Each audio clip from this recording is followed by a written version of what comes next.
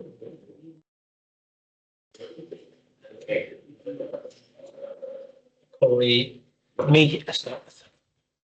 Call the meeting to order, please. A couple of announcements before we start. The meeting will be recorded and live streamed by HDC. Members and officers must use the desk microphones in order for this to work. Only 2 microphones, in addition to the chairman's, can be on at the same time.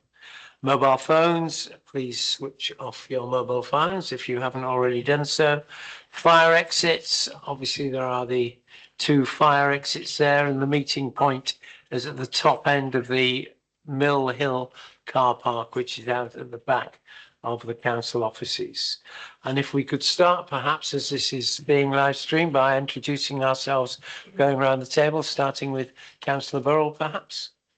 Hello, Councillor Amanda Burrell, Thurnby and Houghton Ward. Councillor Peter James, Little Bowden Ward, Market Harbour. Sarah Hamilton, Democratic Services Officer. David Gare, Councillor Lutterworth East. Clive Mason, Director of Resources. Thank you. Liam Nickelberry, Head of Democratic Services and Elections and Monitoring Officer. Sean Prosser, Head of Financial Services.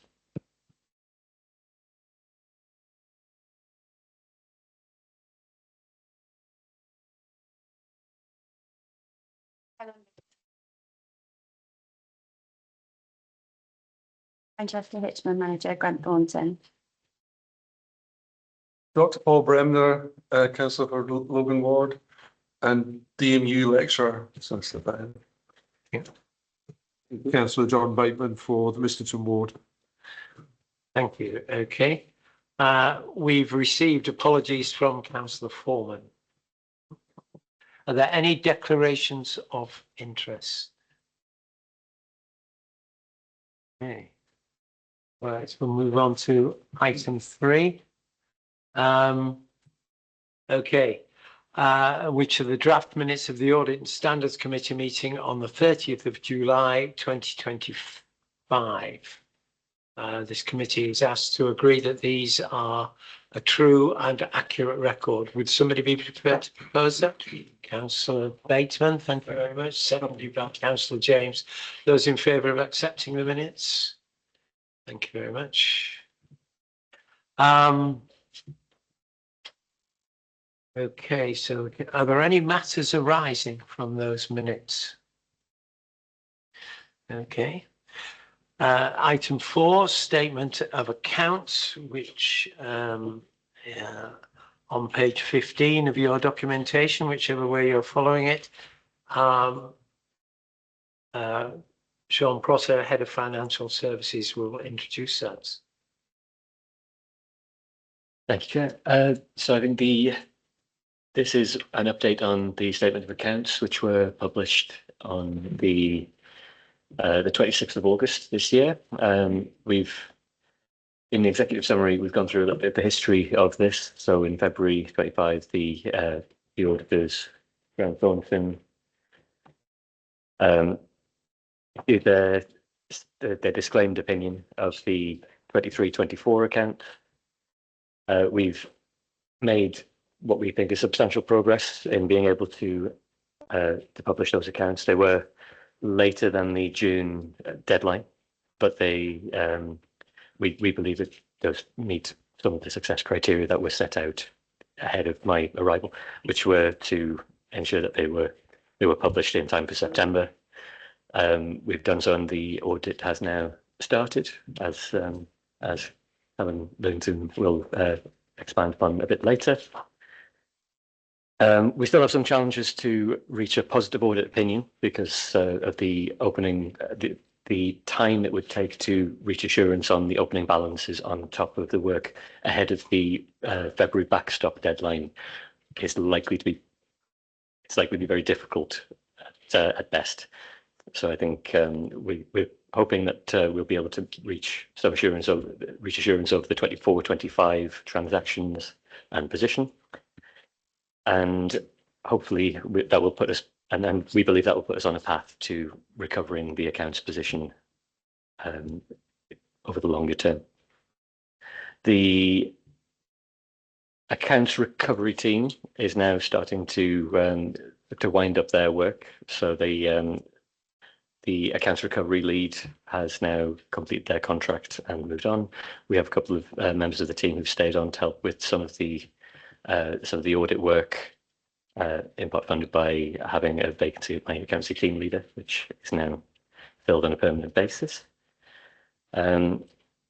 The appendix, which is on page 21 of your reports, shows, I think, the significant progress that we've made on the accounts recovery process, giving a bit of a timeline of how each of the actions set out under the accounts recovery plan have been completed.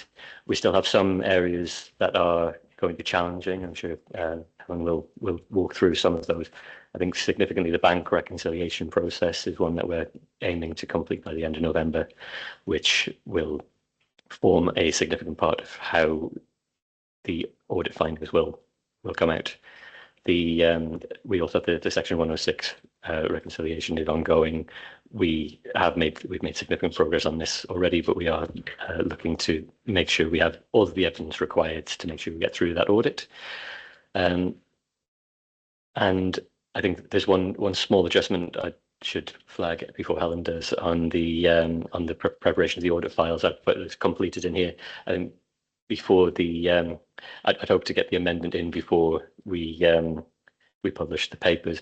The 100% of the files weren't completed at that point. I think it was around 60% of the files had been completed and sent to audit.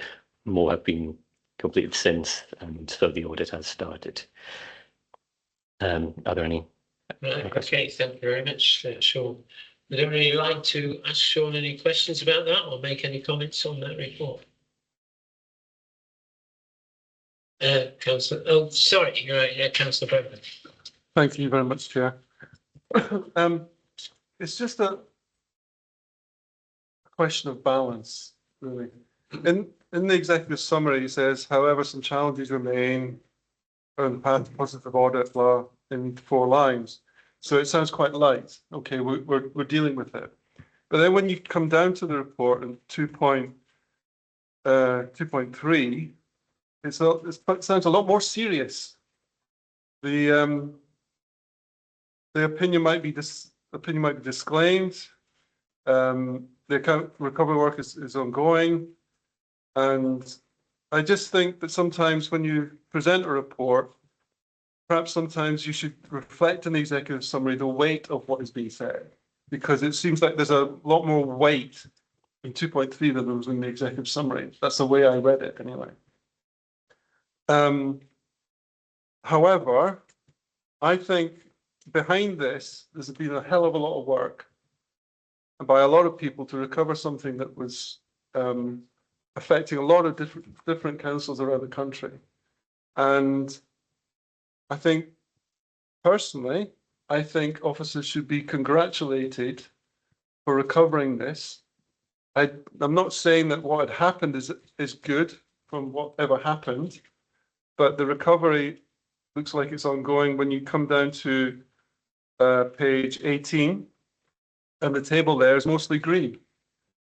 So we're in the right direction. And, you know, this committee is looking for assurance, and that gives me some assurance.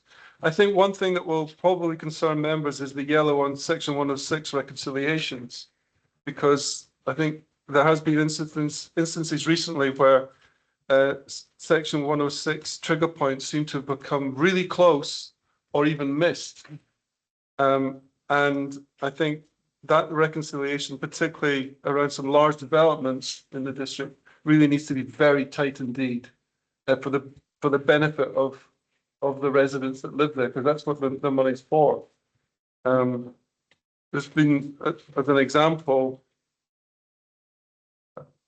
there's an area in the district where monies weren't appropriated properly, and now a different source of money is being found to support the community. But it isn't section 106 money that's doing it. It's different money, but it's going into the community. So that section 106 reconciliation, I think, is critical. Thank you. Thank you, Councillor Remner. Right. I think, do you want to respond to that? Yeah. Through you, Chair. I think, thank you for the budget. I think you're right that there is still the weight to the disclaimed opinion that I think we are expecting based on the 24-25 audit, based on I think we think that the work done to recover the position is there. I think the difficulty we have is having that in place and then proving it through the audit process in the time. Yes. So I think it's a stage note there. We expect it to be more of an issue of timing rather than anything else, and being able to schedule the resources. Do you think the reconciliation of 23-24, 24-25 within 24-25 will be done by February? Right, okay. Yeah, the 151 officer wants to come in here. So, take your issues as you raise them. I must admit, Councillor, I didn't sort of get the weight difference between explanatory forward and detail. Probably the same as you did, but probably it's because I'm closer to the subject. But there we go. We can think about that next time. Work, yes, lots of work has been done. Lots of progress has been made, even on the items that are green. They're green from where we see it. The auditors may disagree, and they may have a different view, but I'm sure that they'll come in accordingly. And if they do disagree with some of the stuff that we think we have met, do be reassured, every effort will be made by the team to get it back on track. Okay, so it is our view of what we think we've done. And if the auditors think it's a bit different, every effort will be made to get it back on track. 106 reconciliation. Do remember this is a reconciliation to the bank. Okay, there will be some checks to the other element of 106, the list of all the 106 documents and stuff. So that work is progressing and is being strongly challenged at I think it's probably fair to say a number of levels. I know esteemed colleagues in internal audit are having a good look at this as well at the same time as the finance team looking at reconciliations to do 106 and the auditors considerations on that as well, because it is a considerable balance of money that we need to make sure is right. So talk about disclaimed opinion. Councillor, unfortunately, I don't think you were here at the last audit meeting. But Helen from Grant Thornton did spell out it is more than likely there will be a disclaimed opinion again this February. That is because there will not be time for them to do the checks and balances on the prior year stuff. Okay, so the focus of their audit this year is 24-25, i.e. the transactions that happened this last financial year. And that will form, the way I picture it in my head, and Helen in a minute I'm sure will correct me if he thinks I've got this the wrong way around, but that will form a form of foundation to prove the systems and what's going on in the background to do with transactions is there or thereabouts. Okay, materially correct. Then after they're satisfied with that, if there is the opportunity for them to have a look at some of the stuff looking backwards, I've been assured that they will give it a go. I'm not banking on that in any way, shape or form, because I know how constrained the audit team are nationally. So it may be next year, but be assured that one of the most significant issues within our finance system, or financial processes, I would like to probably, is the probably right phrase, was around capital. We have invested a small fortune in rebuilding the capital side of it. Was invested a small fortune in rebuilding some of the elements to do with the ledger, and that has been a real challenge. a real challenge. So I'm hoping that that review of the backstop stuff will be more straightforward than a horrible challenge. But we'll have to see. Time can only tell. Right, you're happy with that, Councillor? Right, thank you. I would support your earlier comments. In the time I've been chair of this committee, it does seem we have moved steadily forward with increasing areas of green, and I would like to congratulate the officers and external auditors, internal auditors on that moving forward. Hopefully bank reconciliation will become an historic. Thank you. Right. Okay, any other comments? Right, sorry, Peter, you've been very patient. Yeah, I am patient. Thank you, Chairman. Well, actually, it's similar points, Councillor Bremner, but maybe slightly different angle. And it's about the reconciliations, the bank reconciliations and the Section 106 reconciliations. Now, with regard to the bank, am I understanding it correctly that we still haven't got the reconciliation and the balances for 23-24?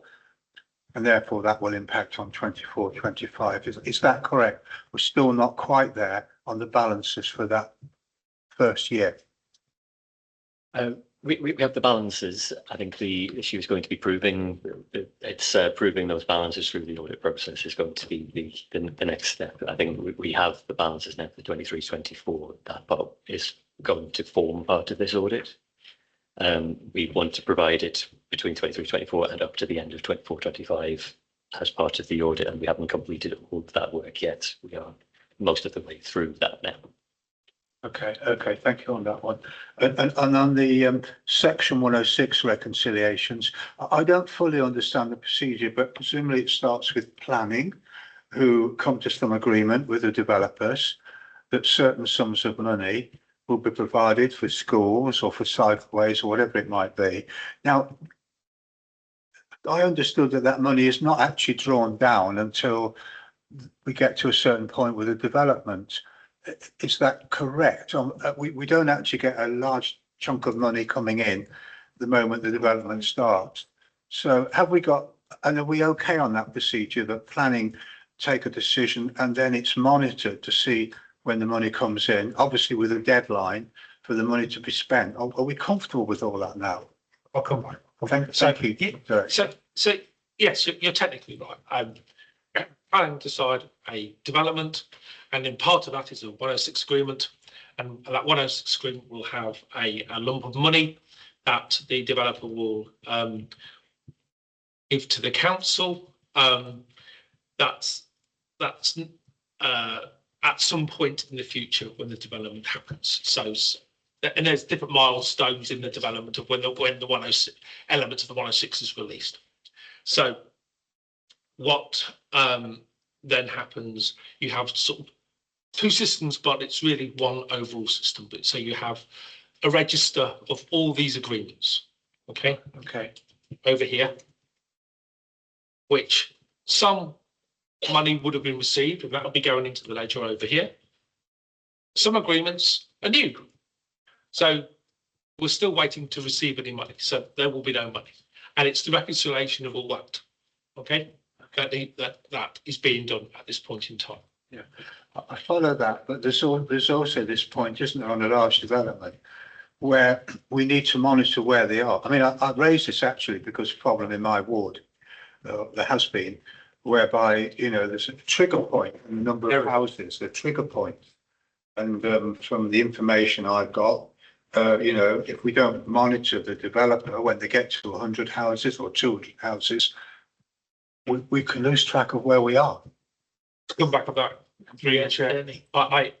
I can't comment on that bit. That's outside of my remit. That's a planning sort of monitoring issue. Okay. But from the finance side, when we get the money in the bank and we allocate it to the balance sheet effectively, that's where we control. Okay. But I know there is active monitoring going on. And to be honest with you, most developers are usually pretty good about it anyway, because they hit the trigger points and this thing naturally happens because they have to constantly report back. Okay. My understanding is on their developments. Okay.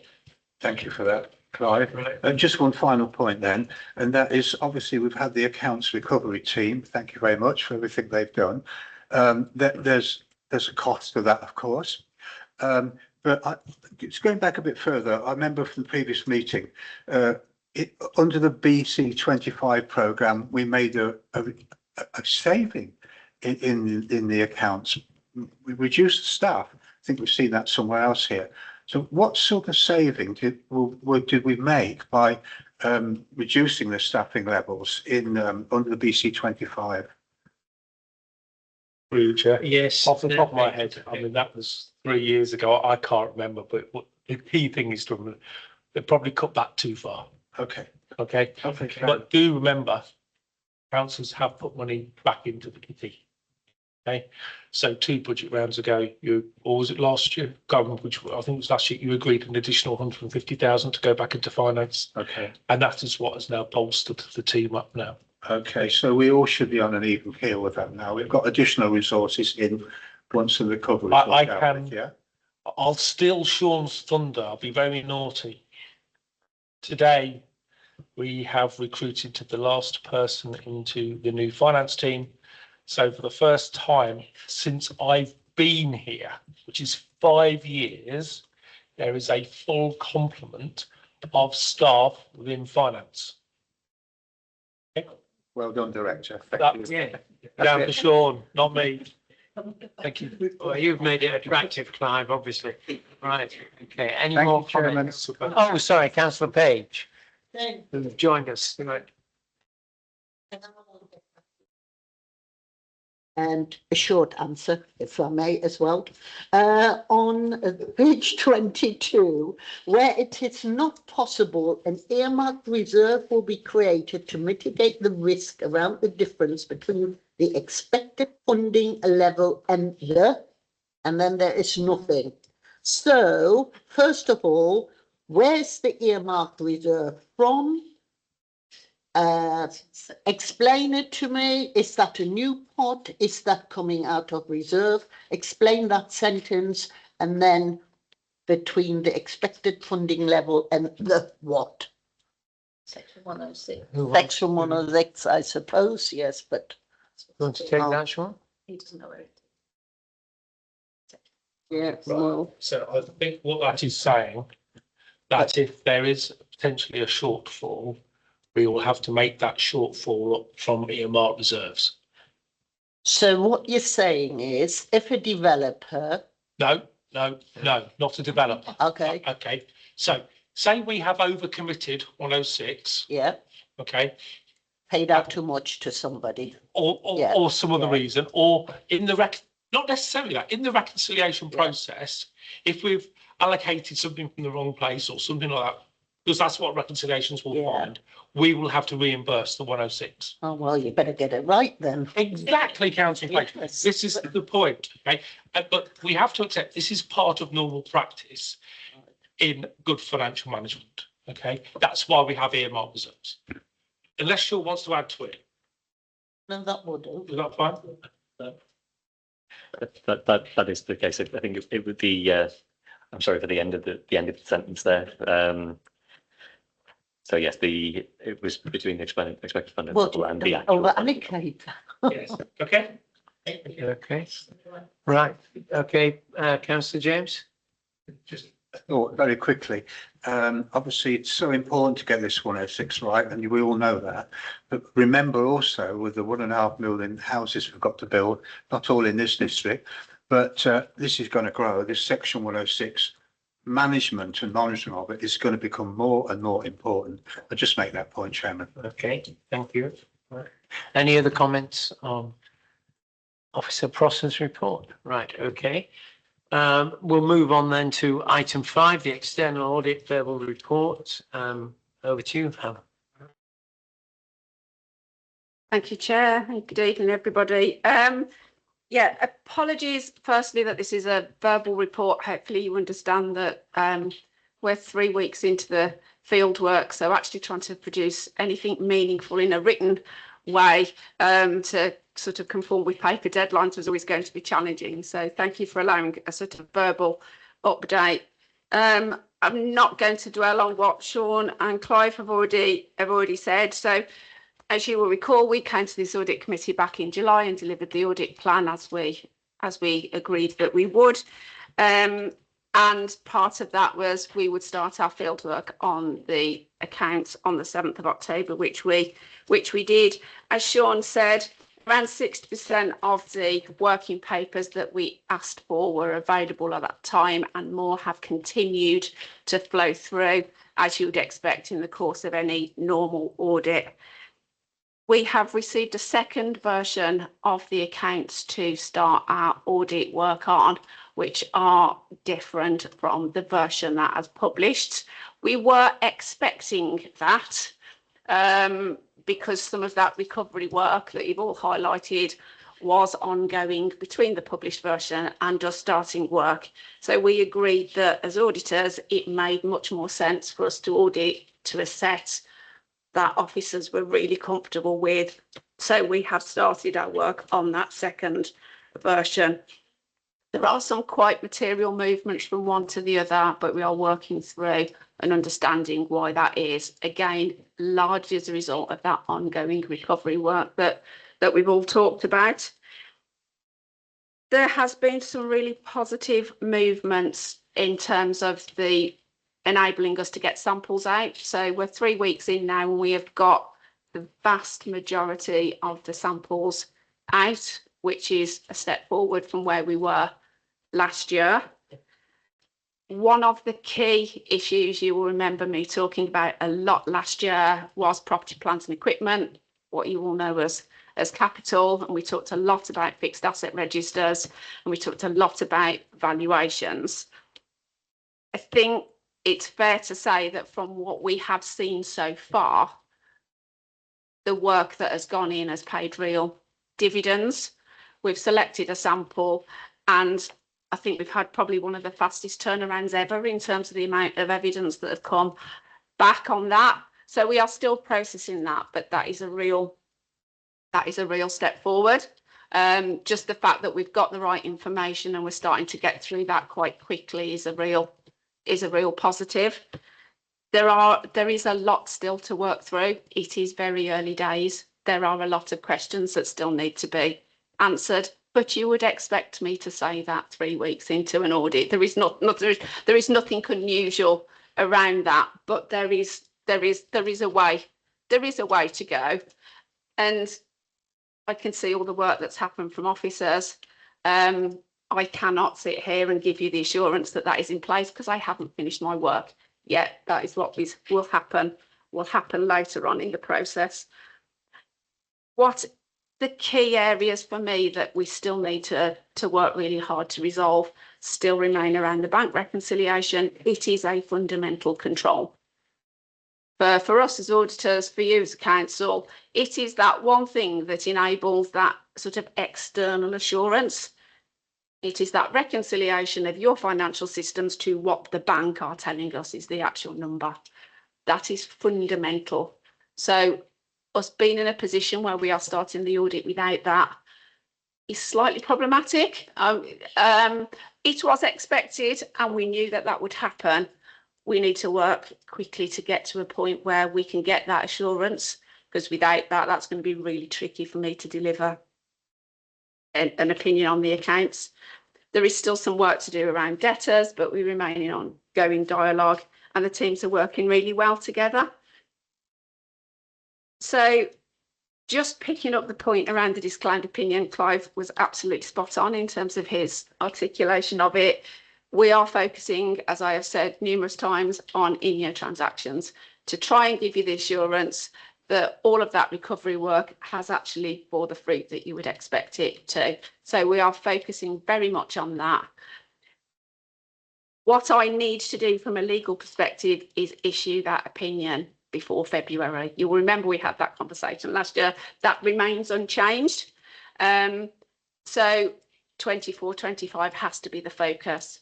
You'll remember in July we had a conversation about the government are really keen for all authorities in this disclaimed position to get back to a point where they can have clean opinions, and there is work needed to do that and there is funding available to do that. We will continue to work with officers to find the right time to do that. A particular area I know that we've talked about a lot is that property, plant and equipment, is that capital stuff, and certainly from what we've seen so far, that would be the area that I would look at sort of as a first port of call to try and get you back on that path. But that is very much after we've looked at those in-year transactions and we've looked at that February point. Two other bits just to talk about is you'll remember that I wear another hat as well. I don't just give you the opinion on the financial statements. We also do the auditor's annual report, which focuses on the value for money work. That work is largely complete now. We're almost at draft report stage. So we've made good progress again on that. And IT audit work again, which had a separate report on last year. We've done a follow-up on that. And the draft report, I think, is out today. So it's probably not fair for me to comment on that, but it's in progress. So a positive trajectory, but I think some really key things that we need to work through before we get to that point where I report back to you on the work that we've done. But I'm more than happy to take questions at that point. Thank you, Helen. Thank you very much. Okay, are there any questions, comments, observations? Peter. On the bank reconciliation, and given the amount of money we're probably talking about on bank reconciliation, do you allow a margin of error or none at all? It's a good question, and I'm trying really hard not to give a standard auditor's "it depends" response, which is what there will be an element of tolerance. Absolutely, I cannot expect with the amount of money that is going through it would be to the penny. What is more important for us is understanding the process and having the assurance from the officers that they understand the process and the control environment that sits around that is sound and robust. So at year end, the cash figure that sits on your balance sheet as at the 31st of March, they know that that is the right number and they know the number the bank have given them. And we know if there are differences that those differences are supported, because there will always be differences. If you know, I'm sure in your personal lives you all do bank reconciliations at home. You know, if a in the old days I'd have said if a cheque had cleared, but nobody does that anymore. But you would know if that hadn't cleared because it hadn't got it. Those are the same principle holds. There are just more complicated transactions with you, but it is that fundamental control that needs to be in place, and we need the assurance over that. Thank you very much for the answer. Thank you, Chairman. Right. Thank you, sir. Thank you very much, Helen. Any other questions? Oh, right. Councillor Gremlett. What is your level of assurance that you'll get the audit done by February?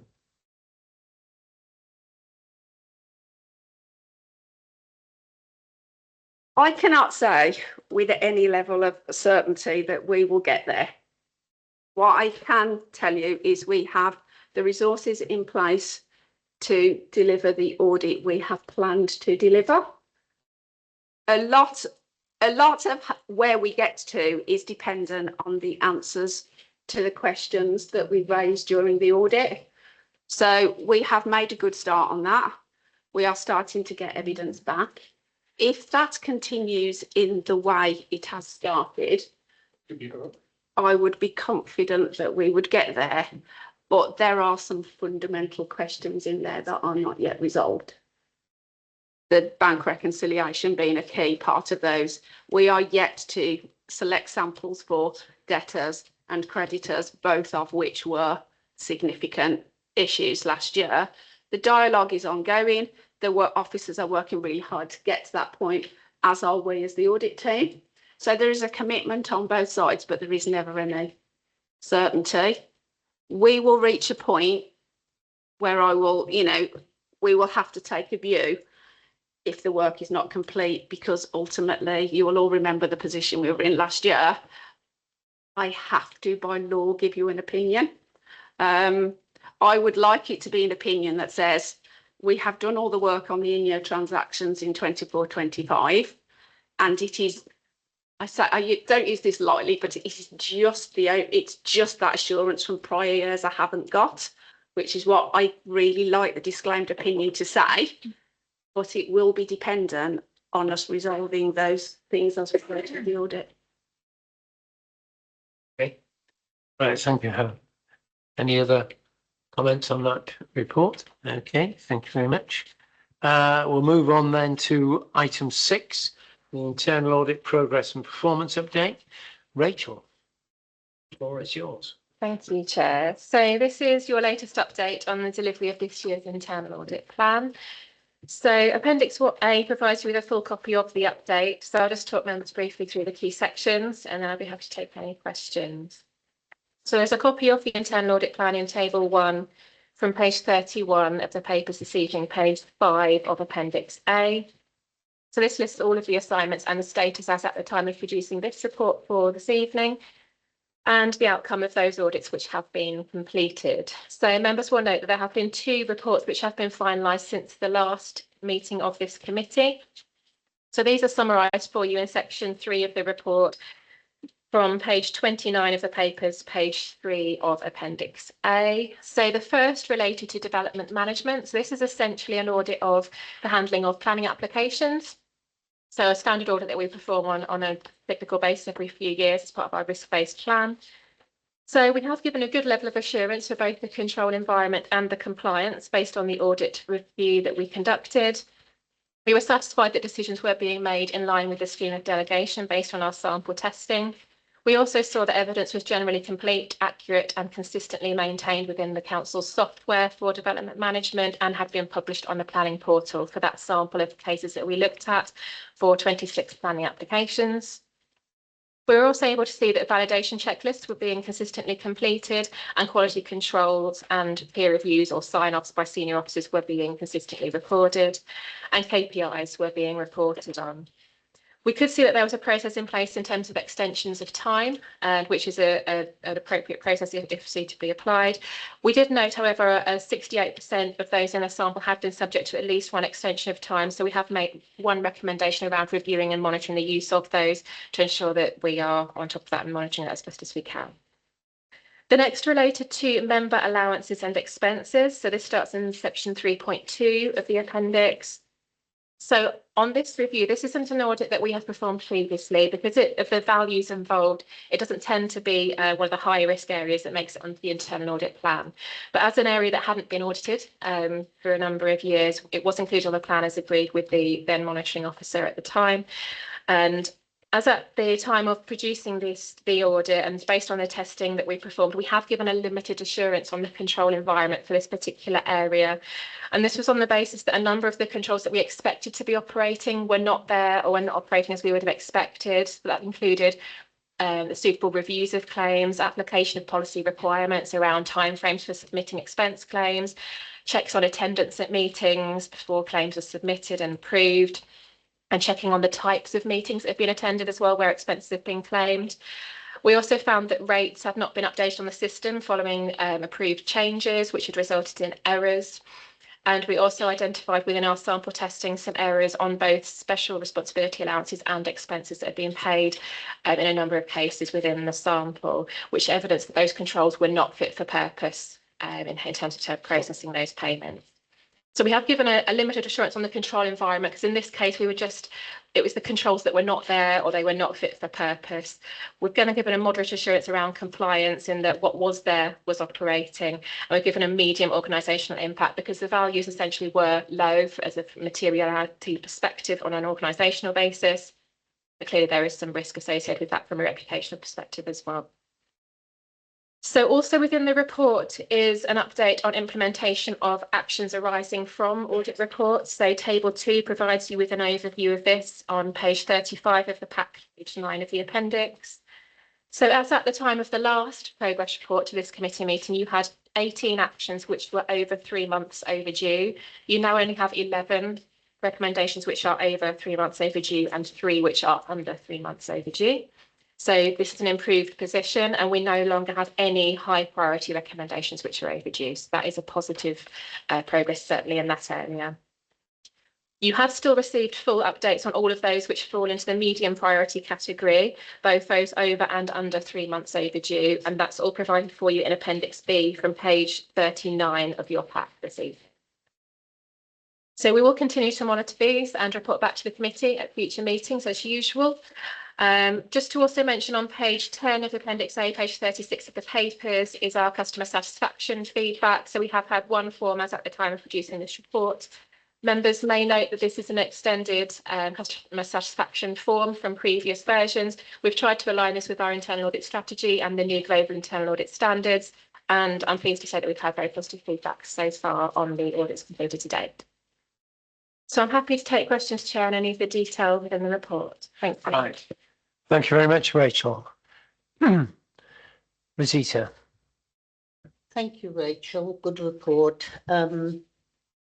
The only thing I would mention is that the actions overdue from 18 to 11, that's only a third, and I hope that is being chased in due course.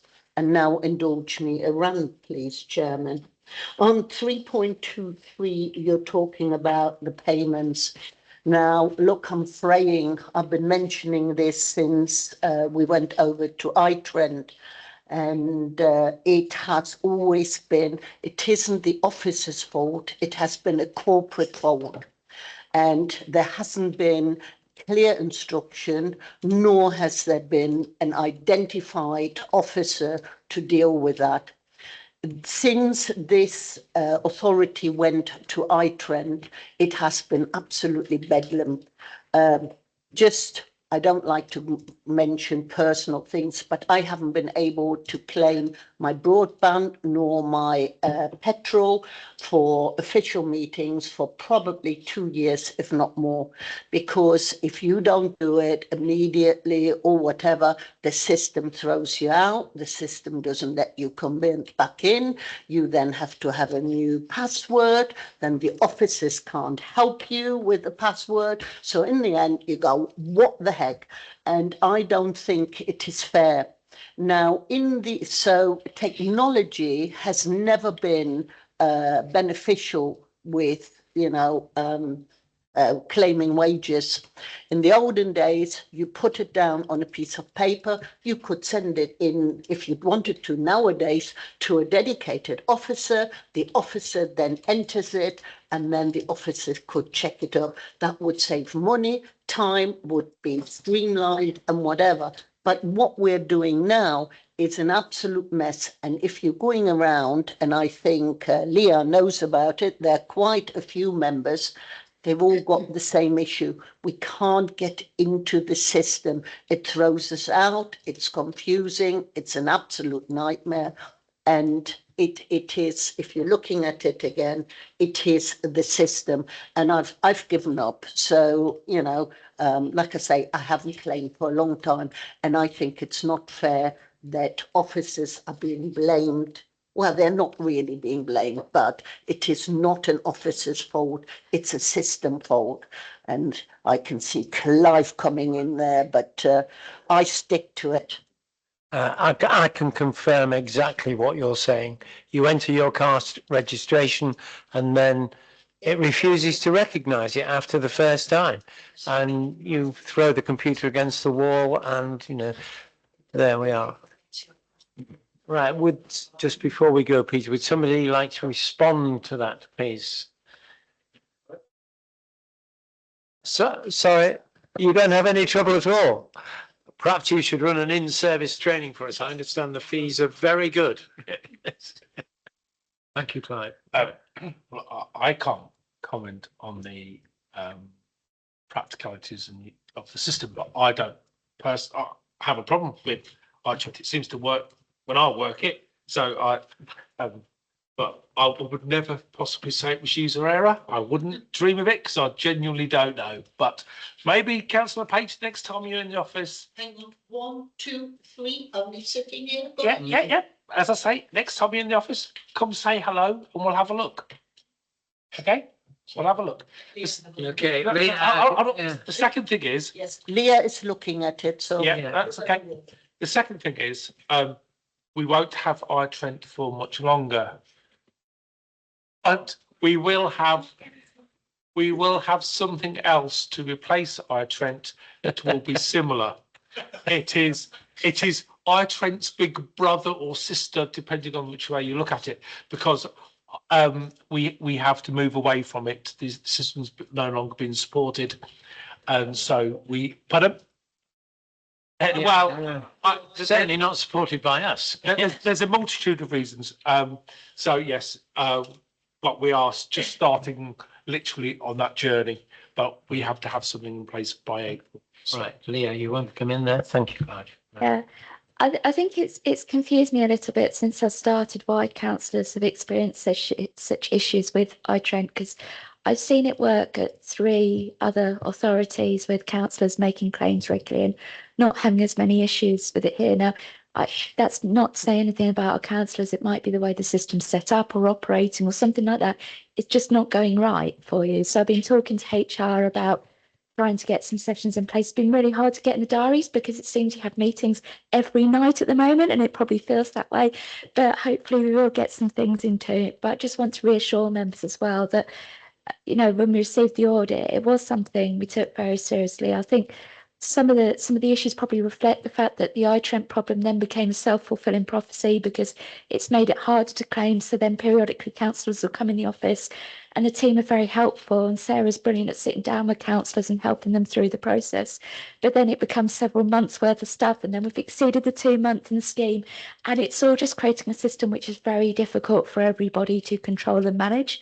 So if we do have a new system that works better coming down the line for us, brilliant. In the meantime, we're trying to do some things to help put steps in place to put some short-term fixes in. And there's also bits we're doing. So I'm working with the remuneration panel to get some of the bits in the scheme of allowances cleared up, because it's not that clear what you can claim for. You know, it doesn't specify you can claim for training, turning up to training events here, which is standard elsewhere. So why doesn't it have those bits in? So those things I'm working on sorting out. That has to go through a process. We've immediately put a change to who can authorise and approve claims. So we are taking it seriously, and we are trying to work on those issues as well. Thank you, Leah. Perhaps we can make that a very important priority. So yes, I'm sure it is. Right. Anything? Any comments? No, from the auditors on that? Oh, sorry, Peter. Yeah. Right. Yeah, being chairman of the council, it's particularly difficult for me at the time too, and I do need help to do mine. But I'll just suggest one comment, and I'm picking this up actually from members of all members of this council, and that we get a basic allowance and then we get a broadband allowance. And by the way, we are taxed on the broadband allowance out as benefit in kind. So bearing all that a lot, it would seem one good move would be to look at combining the basic allowance with the broadband allowance. You know, I'm one of the corporates who doesn't do it every month. I'm trying to get better, but you know, you have your broadband and you can't remember, well, when was my last claim? Then you run the danger of claiming 2, and then we'll be back with this committee. So it is complicated, but I do think that first step, and I've seen it from many members on the emails, that if we could combine those 2, that would be a very good first start. Thank you. Thanks, Jim. Yeah, so absolutely, that's one of the points I'm asking the remuneration panel to look at. I'm hoping it will come before you in December. It might have to wait till February to get that looked at and incorporated. So hopefully we will be able to resolve that one soon. And there's something else to that that's just slipped my mind. I do apologise. It'll probably come back to me any moment. Thank you, Leah. Thank you, Chair. Right. Thank you very much, everybody. Obviously, an item that concerns people. Right. Any other comment on item 6 then? If not, we will move on to item 7, the internal audit 26/27 audit planning. Rachel, you're on the floor again. Thank you, Chair. So this is just a brief paper for the committee on the development of the internal audit plan for 2026/27. Believe it or not, we are getting towards the time of year where we are starting to think about the next financial year. So I just wanted to bring a brief paper to the committee so that you have some assurance around the process that we will be following to develop your draft internal audit plan, which will come to this committee in March for a review and approval, just so that you know how we're consulting on that, everything that's feeding into that development, so that we get a risk-based internal audit plan that we can bring to you, and to make sure that we're complying with the relevant standards as well. So I've set out within section 3 of the report the steps that we'll go through to develop that risk-based internal audit plan. Part of that does involve consultation with that committee, which this is part of that process, the paper this evening. So I'm more than happy if members did have any areas they wanted to raise as potential assurance areas for the internal audit plan for 26-27. I'd be more than happy to receive those via email or via the chair as appropriate. We would be looking to start putting those together by the start of the new calendar year. So ideally we'd receive any of those by mid-January if possible. But anything that we receive, I can then feed into that wider long list of potential areas and risk assess those and bring that back to you as part of the draft internal audit plan ready for the 1st of April. So I'm happy to take questions, Chair, and any feedback from the committee following the meeting. I don't expect a list today of potential areas, but I'm more than happy to receive any feedback after the meeting as well. Thank you very much, Rachel. Are there any questions on that? Any comments? No. Right, okay, thank you very much, Rachel. Right, we'll move on then to item 8, the Code of Corporate Governance. Leah Mickleborough, Head of Democratic Services. Thank you, Chair. It's a little while since the council last looked at its Code of Corporate Governance, so it's due for an update, but rather conveniently, this is based on a national framework document that's produced by SIPFA and Solace, the Good Governance and Local Government Framework, and they updated that back in May. So it's been really useful to get this national framework document, see how the council's arrangements compare to it, and what we have in place to demonstrate that. And that's the fundamental principle of a Code of Corporate Governance, is to demonstrate to the public, to any of our stakeholders, how we uphold high standards of corporate governance. In addition to looking at the SIPFA Solace framework and the revised framework, there's also been quite a lot of information in the public domain about good governance in local government. I think a lot of that's tended to come out of several failing authorities and learning lessons from those. But that actually has triggered a whole range and suite of information, guidance for local authority statutory officers, the Governance and Risk and Resilience Framework, and the best value standards the government have issued as well. So for each of those documents, what I've also done is had a look at what do they say good practice looks like, then benchmarked it to where it maps against the SIPFA standards, and then said what the council does about it. I appreciate members might be thinking, well, hold on, how does this accord with the annual governance statement, which you see each year and approve as well? So this sets the overall framework, and then each year we look at our annual governance statement and say, how have we performed over the past year in upholding good standards of governance? How have we developed our governance framework? Where did we recognise there might be some weaknesses we need to go on? So that annual review is cyclical and looks at what we've done and what we need to do. And this sets our overall principles and framework. So I hope members feel able to support this today for approval. Okay, are there any questions at this point for Leah? Okay. We have to vote on this. Accept the... Yeah. You will want us to vote on this, that we accept this report. Yes, okay. Right, can I have a proposer that this committee approve the Harbour District Council Code of Corporate Governance? Right, Councillor Burrell, seconded. Councillor James, those in favour of accepting the code? Thank you very much, that's unanimous. Okay. Thank you very much, Leah. Right, you're on again here. Item 9, the whistleblowing policy. Leah, let's take that. Please. This is my second item of things we haven't looked at for a little while, and so we need to just have a look to make sure we're staying up to date and all the information within it is correct.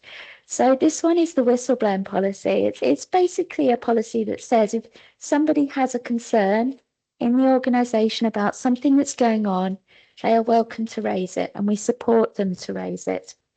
There is some legislation behind it, which I do explain in the report, but even if there wasn't legislation, it's still an important thing to be sending the message out to people that we do support people to come forward if they have worries and concerns. Since we last approved the whistleblowing policy, in fact, the legal framework hasn't really changed. There are one or two shifts we do see coming, nothing major, but I'm asking the committee to give me delegated authority to make some minor amendments as the legislation does change.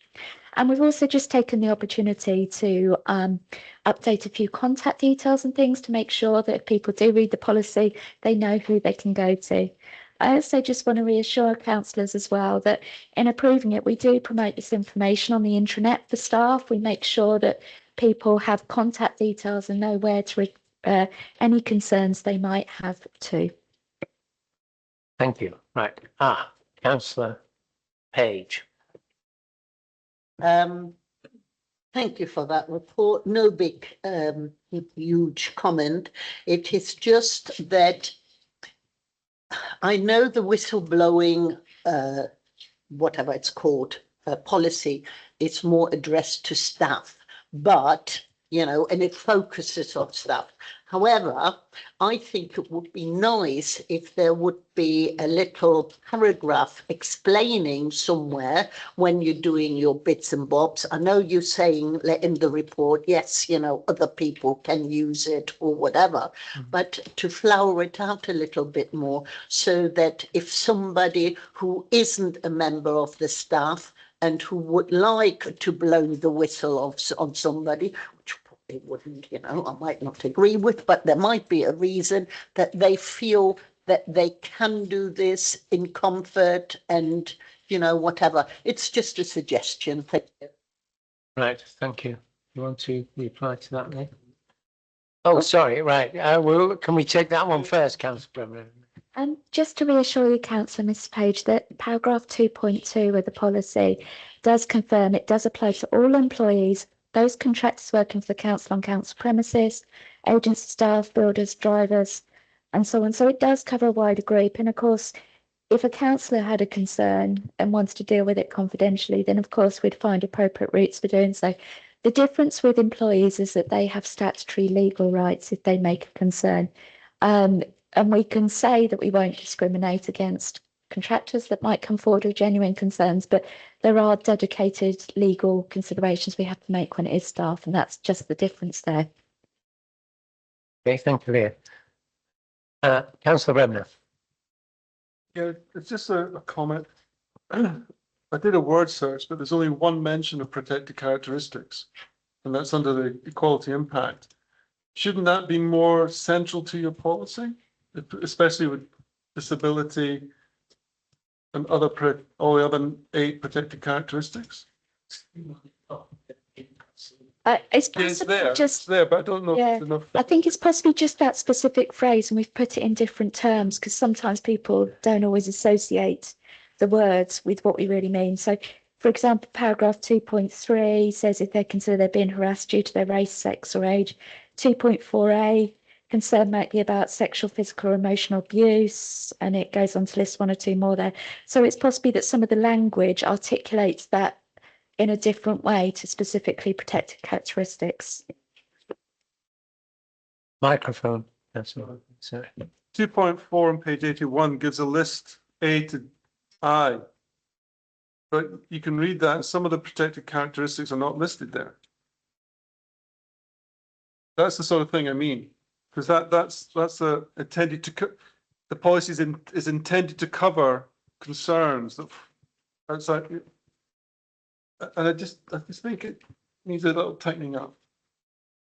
But you're the expert. No, that's fine. I mean, what I could do if the committee are happy, because I'm asking for delegated authority to make a couple of other amendments, is to review that, and particularly in relation to, say, paragraphs 2.3 to 2.5, and look at strengthening language in relation to protected characteristics. Yeah, it does say they're intended to cover concerns that fall outside the scope of the above procedures, and they're suggestions. They're not limits on what you can raise. Yes, but I'm happy to make that a bit clearer if the committee wishes. Right, thank you very much. Yeah. Right, any other questions or comments on that? Right, we are asked to approve this revised whistle blowing policy. Sorry. Give delegated authority? Yeah, obviously with taking, yeah. I was just going to go on to say there that you also mentioned that there would be ongoing changes that might come down the line from higher authorities that you would add in. So if we accepted this policy, we'd have to accept that those were going to come in as well as Councillor Bremner's concern there as well. I wouldn't be making changes that change the nature of the policy. What we'd be doing is just updating it to make sure it's reflective of the current legislation. Right. Okay. Thank you very much for that, Leah. Right. I need somebody to propose. Councillor Burrell, thank you very much that we accept this policy. Seconder, Councillor James. Those in favour of accepting this policy? Okay, that's unanimous. Thank you very much, Leah. And we move on to item 10 then, procedures for handling code of conduct complaints. You again, I'm afraid. Right. It is me again. So again, it is a little while since we looked at our procedures for handling conduct complaints. I think since we last undertook that exercise, helpfully, there's been the first set of national guidance. It took 10 years for it to come out, between the Localism Act in 2011 and 2021 having some guidance on how complaints against councillors should be handled and what the best practice is. It's not possible to actually go, here's best practice, put it in, because what the best practice does is it suggests think about things, think about how you would deal with this situation or how you cover this off in your procedures. I've also taken my experience from other authorities where I've had procedures, I've had independent reviews, and I've probably in my career dealt with probably over 100 easily conduct complaints, lots of those against parish councillors, of course. So quite a lot of experience of different things that can crop up, different situations, and also hearing the experience of both those who have submitted complaints and those who have had complaints made about them, about how it's made them feel, how we could have done the process better. So I've taken all of that into account to do some quite significant revisions in practice about how we can improve our procedures. I do set those out in detail in section 3.2 of the report. So 3.2.1 through to 3.2.13, all the more significant changes that I've made to the report are listed there. And just to briefly cover some of the more significant ones, I think that first point, changing the tone of it to be more neutral, to be more about the process and not seeing things just from the complainant's perspective. But I will be doing a summary as well. So if you are complained about, or if you are a complainant, 2-page summary, this is what happens and how we deal with it. Trying to encourage informal resolution of things, and particularly before things escalate and become really difficult, because it's not easy, especially where it's within a parish council or a councillor to councillor, you know, actually trying to nip things in the bud, having people apologise, recognise things have gone wrong, want to resolve them, is often a much more straightforward way of achieving outcomes than a 6 to 9 month investigation, which might say the same thing. Encouraging submission of evidence. So at the moment, our procedures actively discourage people from providing evidence to support complaints, which I found a little surprising. So we are very much changing that.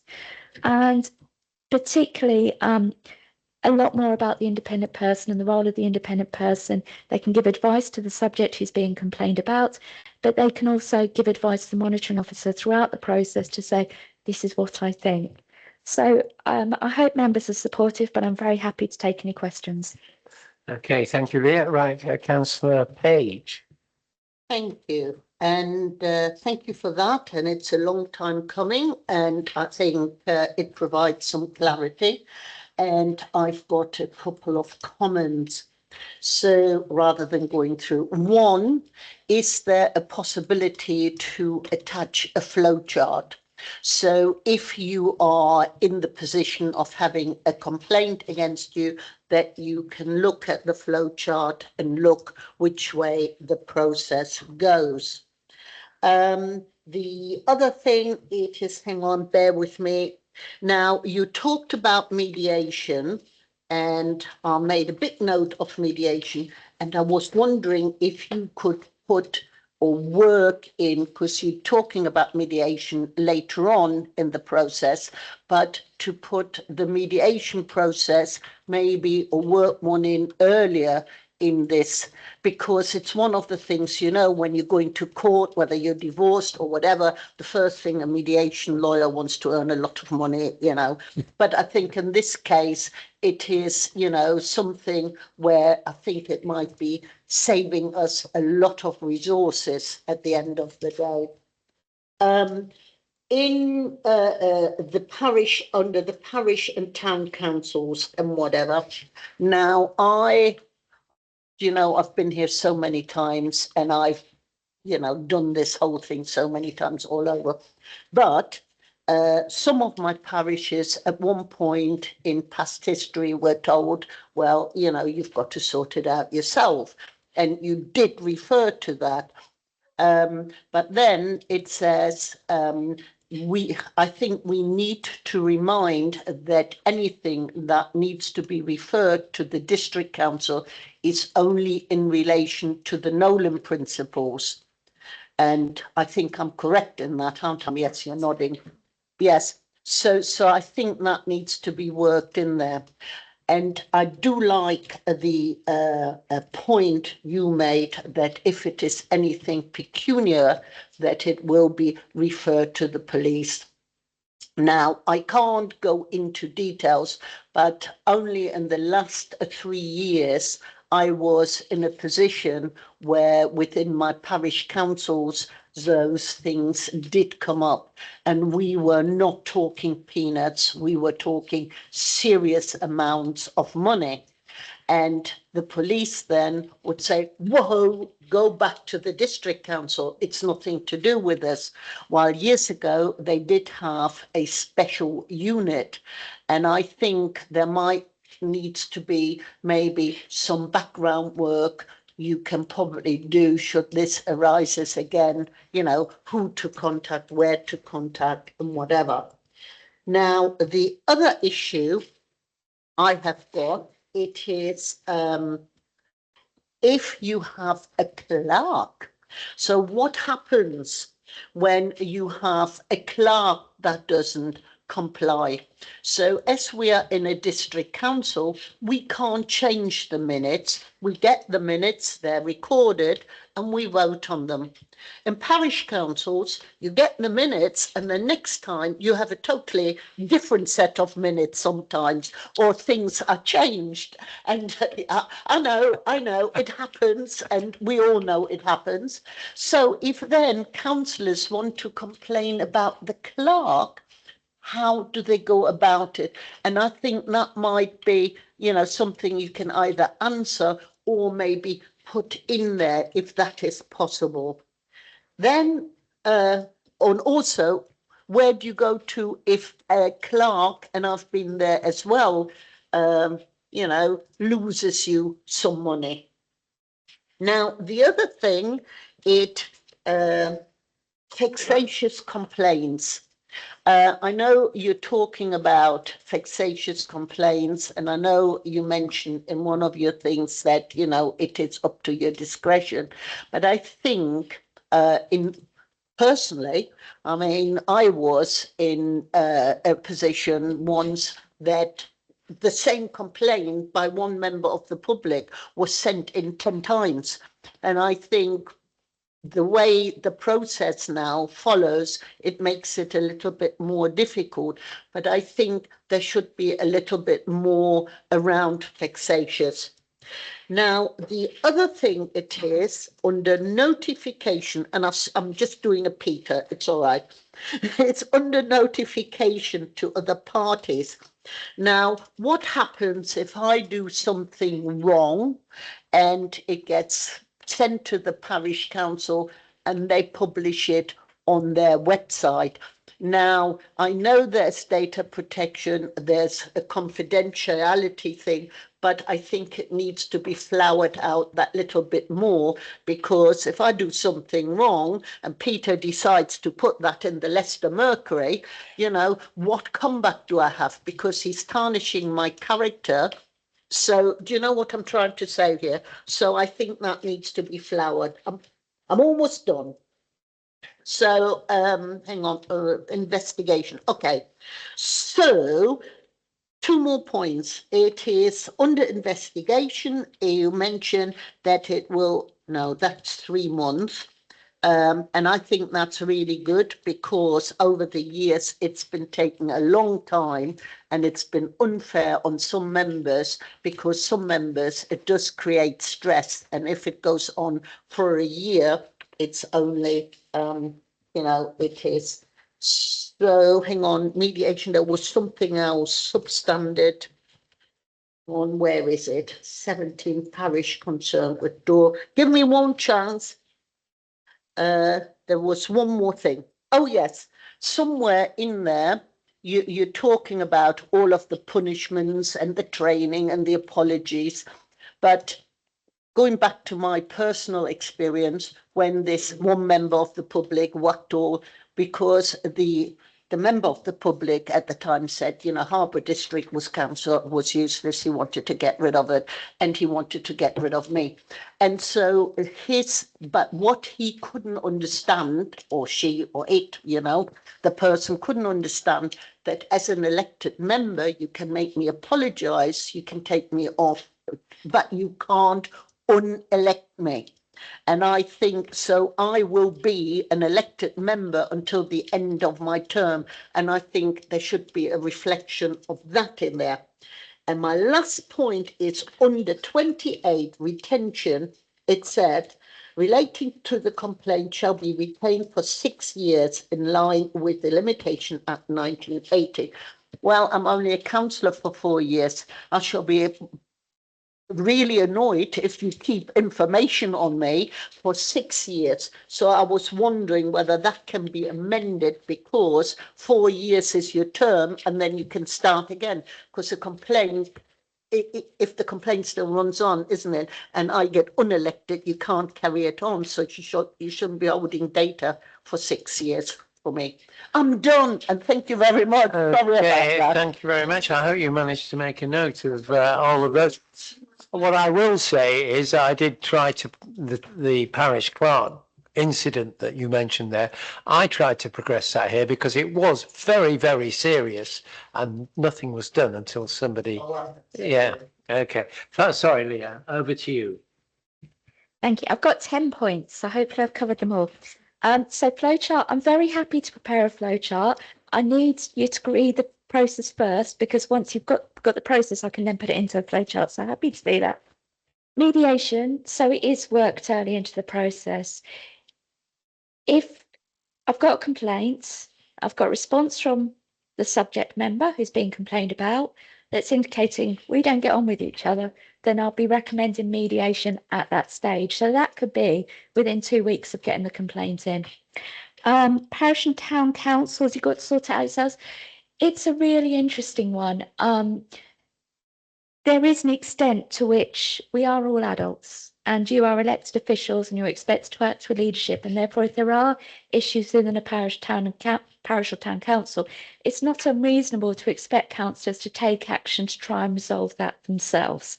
And therefore, it would only be the most serious matters, especially when it's within a town council or a parish council. Do you know what I mean? It's really serious things that therefore we would investigate. I think you do need to look at it a little bit on a case-by-case basis. I happen to live in a very difficult town. May I interject there? Yes, but then it must be reflected, because my parish councils, there were serious issues and they were told this council only looks at if somebody breaks the Nolan principles, and that is... Okay. Yeah, we can only look at matters that are in a councillor's capacity as a councillor. So if you've got two neighbouring people that happen to be councillors as well and now arguing over the hedge between them, no, we can't look at that. It has to be in the capacity as a councillor, and it has to be related to the code of conduct. I was going on to explain, for example, I live in a very difficult area and difficult town council, and the monitoring officer for that area essentially said to the town council, you need to do mediation. You absolutely need to, because your council's not getting on and this is causing issues. The town council refused and said, we don't care, we want you to investigate. And the district council said, why should we spend the resources of the whole of the district and have the whole of the district taxpayer pay because you will not take action yourself? So I think there's also that dynamic too. So there's a bit of responsibility and there's a bit of looking at each individual case and whether or not it's something we can deal with. Pecuniary issues for the police, we have a protocol in place for the police, which says who we will refer matters to, and they therefore will absolutely look in the first instance. Clerk, the clerk is an employee of the parish and town council. We have no legal right or responsibility to involve ourselves in complaints against clerks. Obviously, you've mentioned clerks losing money. That's a matter for police because it's potential fraud or misconduct in public office offence. Again, if you're struggling with for police contacts ever for that, then we do have them here. What we can do is encourage, for example, Leicestershire Association of Local Councils to give you help and support to a parish that's struggling in terms of how do you manage the conduct of a clerk. It can be quite difficult. I do appreciate that, and perhaps it's not something to get into at this stage because we could go for that lot. Vexatious complainants. If occasionally we'll get complaints in, and we will see a name, and we know that that is likely to be a vexatious complainant. Sometimes we don't. If I know it's a vexatious complainant, this policy gives me the right to say, I am not dealing with that. I'm not even asking the subject for response. I'll let the subject know, but I'm not going to take it any further. Sometimes we need to go to the subject. We need to find out from the parish town clerk if it is a vexatious complainant, because you have that context and I might not. Notification to other parties and confidentiality. Yes, that's absolutely in here. That all parties should treat it confidentially. I'm developing some template responses as well to how we deal with these, which cover confidentiality. In its own right, if a councillor breaches confidentiality, that could be a breach of the code of conduct in itself. And for a clerk that might do that, then it would be a potential breach of their employee code of conduct as well. Taking far too long to deal with complaints. I have tried to be much more specific about things like granting extensions of time and how we progress. And ultimately, it's only then the most serious ones that go to investigation. And it's the investigations that take the really, really long time. Punishments. I put it in the first section, the very first introductory section to say, because we have limited power to sanction, the primary emphasis is remedial action to put things right. Because that's what this has to be. I know councils get frustrated about not being able to put in stronger sanctions, but how many cases would we have seen in the past 10, 12 years that would have actually justified it? Very, very few. There are one or two nationally.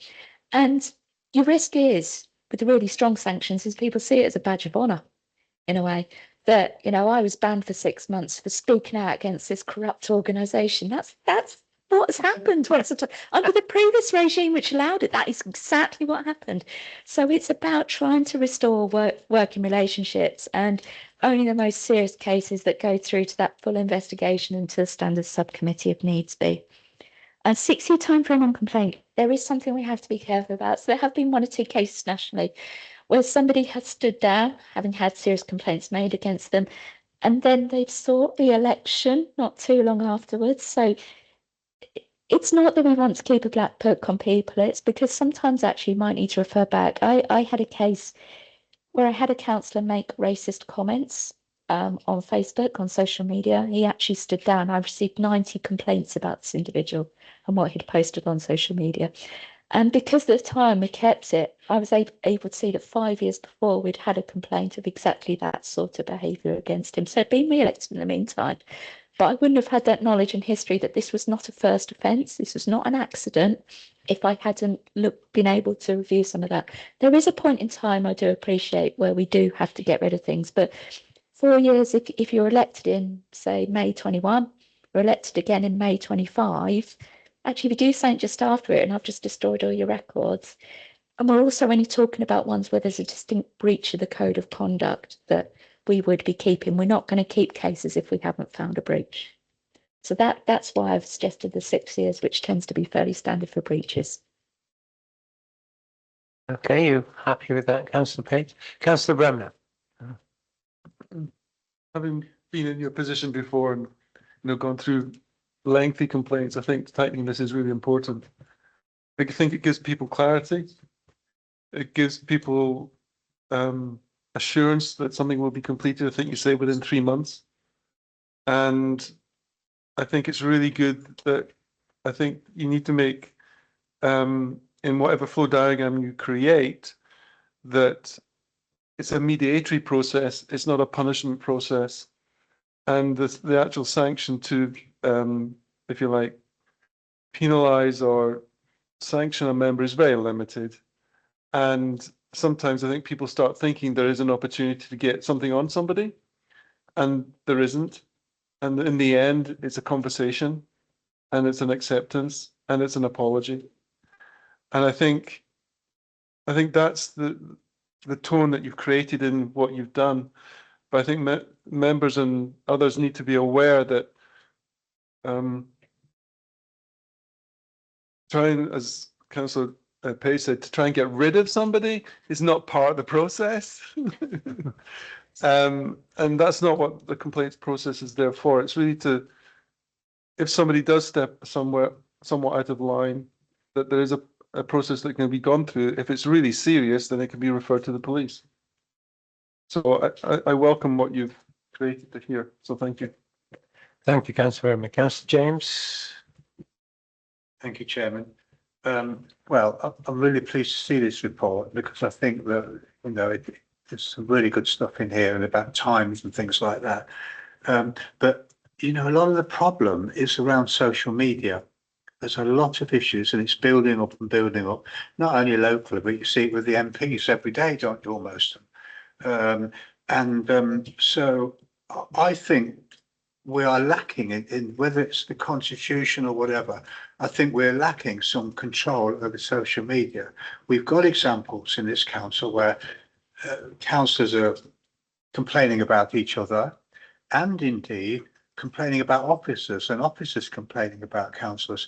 And I think we need to somehow get a grip of all of this because it will just go out of control. So hopefully, and I do like to feel there is some protection for officers. I mean, officers presumably have another way in terms of their own arrangement, but we do get this crossfire going on, you know, which is quite worrying. And I think we need to give this more attention with social media because it does get very, very personal. So I would like to see that strengthened up and brought out in here somewhere, a code of conduct on social media, because that goes all around the world basically, and it may be true, it may not be true, and I think we've got issues here in this council all over the place with regard to that. So, but apart from that, yeah, I'm really pleased to see it, and as we know, we have got complaints running of councillors against officers and things like that, and seem to be going on for a very, very long time. So I think the time span is important. That there's got to be a cut-off point somewhere. And I do also like the fact that anonymous complaints, we don't deal with them because you can get nowhere with that. So I do like the report. I think it's been needed. But I think somehow or other we need to strengthen it up in terms of what's going on social media. It's my view, Chairman. Thank you, Councillor James. Would not social media be the same as any other way of reporting? I mean, if you're rude on social media, it's the same as being rude face to face or in writing or what have you. So, right, okay. Sorry, Leah. Right, over to you. It's okay, and thank you, Chair, because you are right. The Code of Conduct does cover your activity on social media when you are acting as a councillor. Of course, I have to sort of put an asterisk against that because you can't just say, oh, I'm not really acting as a councillor if actually you've made clear you are, just like in any other environment, really. And I think you're right, it applies to any situation where you're acting or giving the impression you're acting as a councillor. I am discussing with the communications team about support around social media. There is some really good guidance on the Local Government Association website on using different types of social media. I think I circulated that a couple of weeks ago to councillors. Last week, I also sent details of a session for councillors on tackling misinformation and disinformation on social media, which can be really challenging to deal with as a councillor. So please do look out for some of those things I'm sending around. It might not be that we need to have a separate code of conduct for social media because I don't want members to feel that they have to deal with multiple codes and different codes. But what it could be is we need to think about what guidance and training and support we give to you around it. Okay, thank you. Oh, Councillor James. Yeah, just adding on to that, what I've thought about, and that is when AI comes into the picture, because you know some people are using AI, and you can say something and that really exaggerates it. So that's another complication with AI. We need to keep our eye on it, I think. I've seen some dreadful examples. Thanks, Steph. Still your responsibility if you're using AI. Yeah. I don't use it, Chairman. No. I wasn't saying your I'm saying if somebody uses AI, Yes, and indeed. then it is their responsibility. They need to Goes out. read it through. Right, yeah, okay, Yeah, thank you thank very you. much. Okay, yes, you want to come in there, Leah, sorry. Yeah, and again, in my message, I think I sent Thursday or Friday to all councillors, because Councillor Mrs Page has also said, could we look at some training options? So I want to give you the credit for raising that point as well. At the moment, there isn't actually any training out there specifically for councillors on this. So I've approached both the Local Government Association and East Midlands councils. The latter are looking at putting some training in their schedule for next year on AI training for councillors, and the LGA have basically said we need evidence. So the fact that you're raising this is really helpful because it gives us evidence to put the funding in place to deliver some training. So thank you for raising it because it helps us move it forward. Okay, thank you very much. So we are asked to approve this code of conduct complaints. It seems we've had quite a lot of debate and some suggested changes. I don't know whether, yeah. So we can either, sorry, Councillor Page.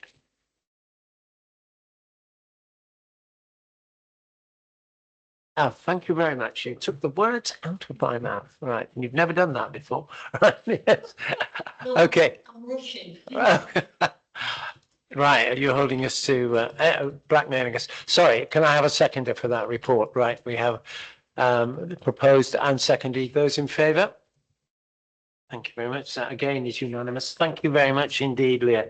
That brings us to the end of the meeting. Oh, any urgent business? Sorry. Right. Right. Thank you very much. Thank you. Right. I'd like to thank everybody for coming. I think it's been a very interesting debate, and everybody who's produced these reports. And the council does seem to be moving forward quite significantly, I think, in a relatively short period of time. So thank you very much, everybody, particularly those who've travelled a long way. Oh, I do. Keep an eye on that.